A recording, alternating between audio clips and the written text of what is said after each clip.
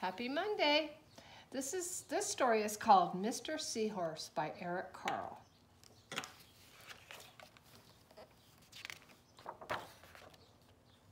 Mr. Seahorse. Mr. and Mrs. Seahorse drifted gently through the sea.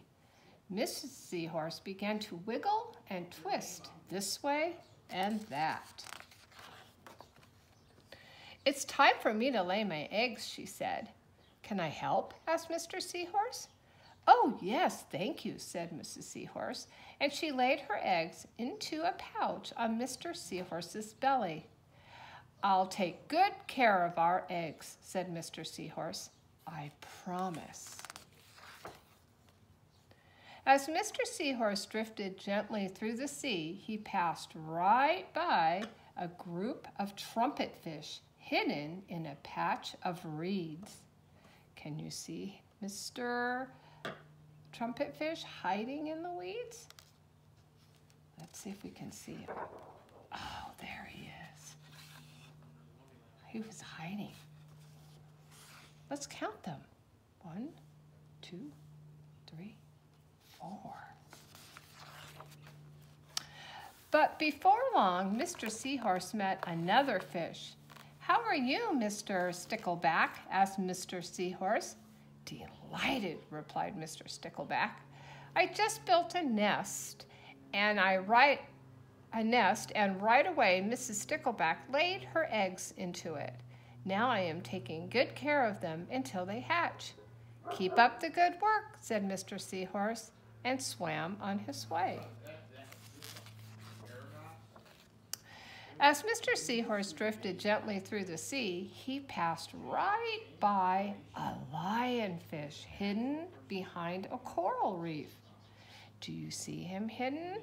If you look really carefully, you can see some eyes. Let's see if we can see him. There he is, the lionfish. But before long, Mr. Seahorse met another fish. "How are you, Mr. Tilapia?" asked Mr. Seahorse.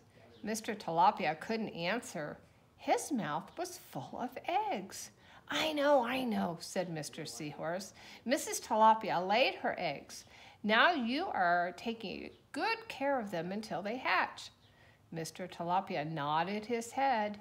"You must be very happy," said Mr. Seahorse, and swam on his way. As Mr. Seahorse drifted gently by the sea, he passed right by a pair of leaf fish hidden among the seaweeds. Do you see them hiding? Let's see. Oh, there they are. But before long, Mr. Seahorse met another fish. "How are you, Mr. Curtis?" asked Mr. Seahorse. "Perfectly fine," replied Mr. Curtis. "Mrs. Curtis laid her eggs, and I have stuck them on my head. Now I am taking good care of them until they hatch." "You are doing a good job, Mr. Seahorse," and swam on his way.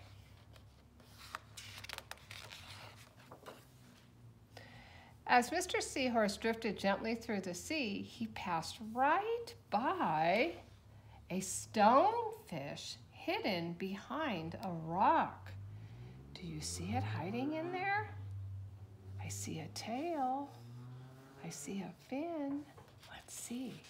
Oh, there he is. Oh, come on. But before long, Mr. Seahorse met another fish. "How are you, Mr. Pipe?" asked Mr. Seahorse. "Couldn't be better," replied Mr. Pipe. "Mrs. Pipe laid her eggs along my belly. Now I am taking good care of them until they hatch."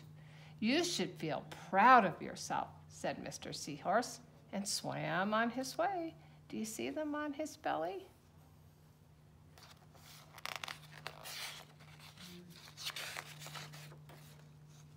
But before long, Mr. Seahorse met another fish.